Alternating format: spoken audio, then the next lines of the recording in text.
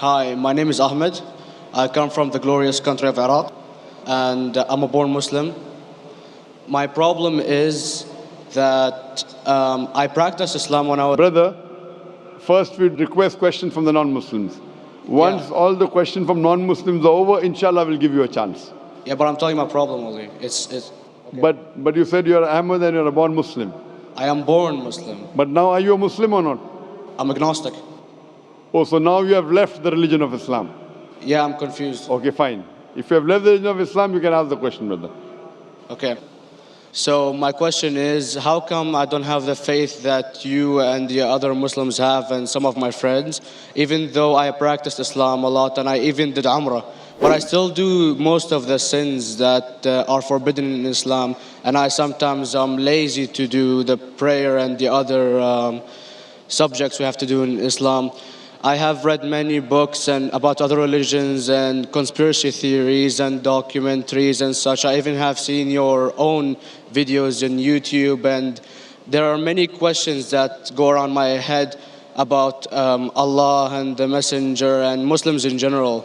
And basically the most important question is, you said in one of your debates or questions that Allah is the creator and He's uncreated. But I have realized, how can the uncreated exist? And if He exists, how can we notice Him? How can we see Him or hear Him or feel Him or know of His existence if He's uncreated in our own dimension or so? That's one of the questions. Brother Ahmed said that he is a born Muslim. He comes from Iraq. He read the Quran, he read the books, but he commits many sins. He believes, maybe sometimes he's agnostic, and he's lazy for praying. Brother, before I answer your main question, if you do sins and if you're lazy for praying, that does not make you a non-Muslim. As long as you believe that praying is fard, sometimes you miss, it's a sin. It's a major sin that you sometimes don't pray, but that doesn't make you a non-Muslim. If you say praying is not required, then you're doing kufr. But if sometimes you do sin, sometimes minor sin, sometimes major sin, it is haram, it's forbidden, but that does not throw you outside the fold of Islam. There are sometimes waswasa of the shaitan asking you, you're a Muslim, but this is wrong in Islam, this is wrong. And it does deviate the person's mind. At that time, maybe your iman may be low. But these things should not make you consider that you're non-Muslim. Regarding a question that I mentioned in my speech, and you're right, that Almighty God is the creator, but He Himself is uncreated. You asked the question, how can the uncreated, how can we see the uncreated? And how it's possible. Allah subhanahu wa ta'ala is Khaliq, is the creator. And by definition, He's uncreated. Because normally people say that when they try and prove in logic that everything has a creator, who created this table, the carpenter, from where he got, from the tree, who created the tree, so it goes back to Allah. So when many of the people try to convince an atheist, they try and say that everything has a creator, and then they get trapped when the atheist asked him who created Allah. So if you hear my tapes, I never go that way. I ask the atheist that how did you come to know about the universe? How did you come to know about the functioning of the stars, of the sun?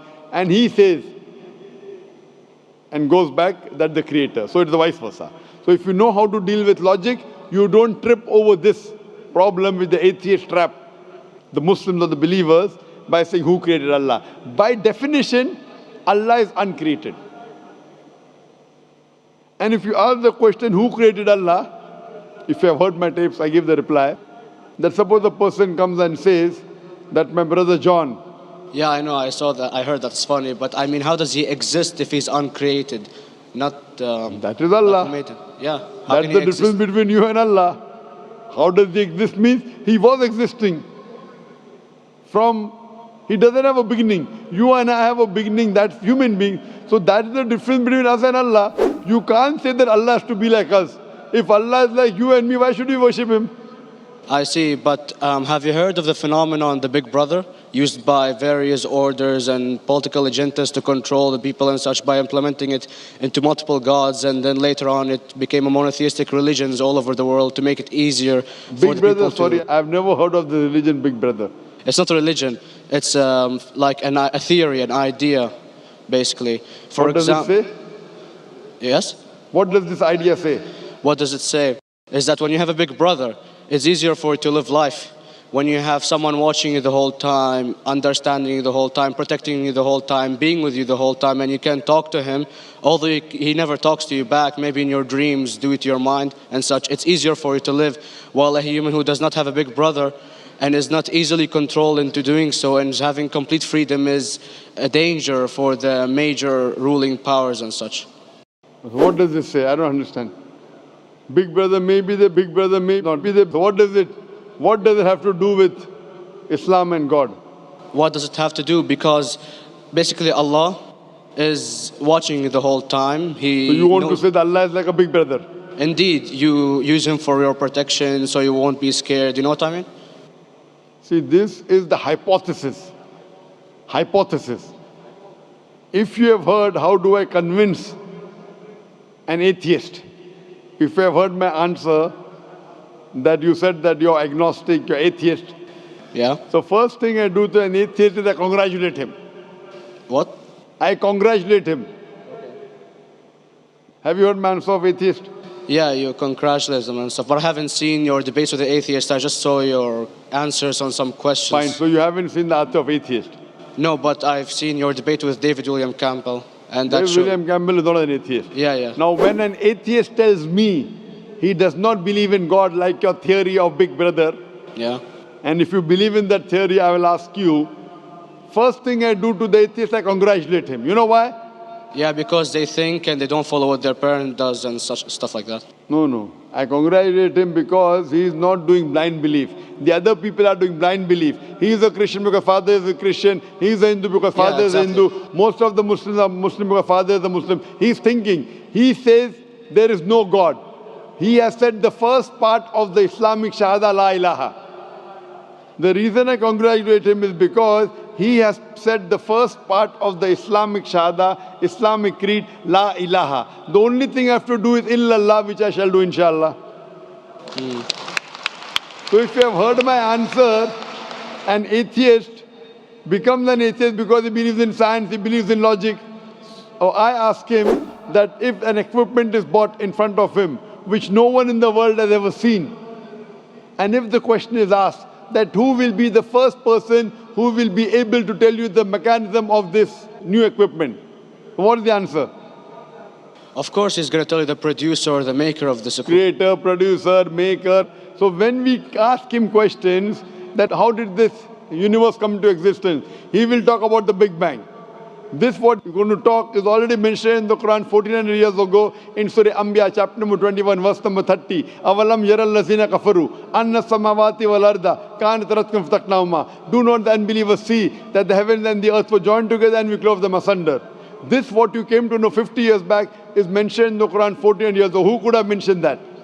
Well, in various civilizations in like 2000 or 5000 BC before Islam came or Christianity itself, there was various civilizations that are good in astronomy and they know more about our solar system than we do now, sadly. Brother, your knowledge of science is little, not in-depth. I do agree. There are certain things which were known as hypotheses. For example, we came to know, we were proved that the earth was spherical in 1577. I know that in 6th century BC, there were Pythagoras who believed that the earth was spherical. But the same Pythagoras who believed the earth was spherical also believed that the earth was the center of the universe, which is wrong. You show me one civilization which believes 100% what the Quran has mentioned. I challenge you. What you say, so do you mean to say there was a person who said, okay, this civilization, out of 100 things, these 2 things are right. Out of 100 things, these 5 things are right. Out of this 100, and picked and chose. Who can do that? No one besides the Creator. Even if you know that there were 10 different civilizations, hundreds of civilizations, there is not a single civilization that you know in the past which knew 100% of science what we know today. So where is your logic? Where is your theory? I do know that certain things were hypotheses, which were proved later on. But there is not a single civilization which knows everything what is mentioned in the Quran. So the answer goes back to the original question, who could have collected this in the Quran? Someone 1400 years back, could he do and say, okay, out of these 100 things, these 3 are right, out of these 100 things, these 2 are right, out of this, it's not possible. Mathematically, it's not possible. Well, you never gave the idea of extraterrestrials or so. I mean, knowledge is power. And Brother, I'm asking you a simple question. We are not come here to have a debate. yeah. I'm asking you a question. Point out a single civilization. You're asking something else. Yeah, We are alright. not here to discuss. You can come in the room and discuss. You ask a question, I'm giving you the answer. You gave about old civilization. I told you you're right. But out of 100 things, 98 they were wrong. So I'm asking you, who could have mentioned this in the Quran? You're talking something else now. Yeah, well, I'm asking a simple question, 2 plus 2 equal how much? You are saying, I'm telling you 3 multiplied by 3 is how much? I'm asking a name, you're telling that where do you live? I'm asking a simple question, name me a single civilization which has everything what was mentioned in the Quran. Do you know of any or not? Yes or no? Well, not everything, of course. Even not 10%. Why? Babylon knows of most of the planets and such. Planet is not the only thing mentioned in the Quran. There are 1,000 things mentioned in the Quran. To say what 1,000 things are mentioned in the Quran, 10% would be equal to 100 things. Did Babylonian civilization knew about 100 things mentioned in the Quran? No, because they You don't have the cannot. They knew 5 or 6 things. In percentage wise, very small. So of course. Who can be the author of the Quran besides the creator to know what is right, what is wrong?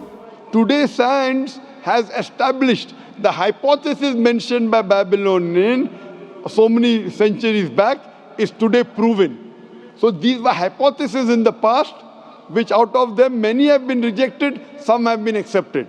So to collect all which is 100% correct has to be from the creator and no one else. Hope that answers the question.